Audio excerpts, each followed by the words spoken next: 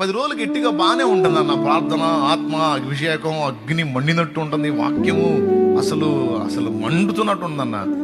మళ్ళీ 10 రోజులు ఏమో ప్రార్థన చేయబుద్ధి కాదు, వాక్యం చదువు బుద్ధి కాదు, ఏదో లోకం వైపు ఆకర్షించబడుతుంది. ఎందుకన్నా కాసేపు పెట్ట కొంతకాలం వాడిని విడిచిపోయినప్పుడేమో నువ్వు పూర్తి ఆత్మ సంబంధిగా బతుకుతా ఉంటావు.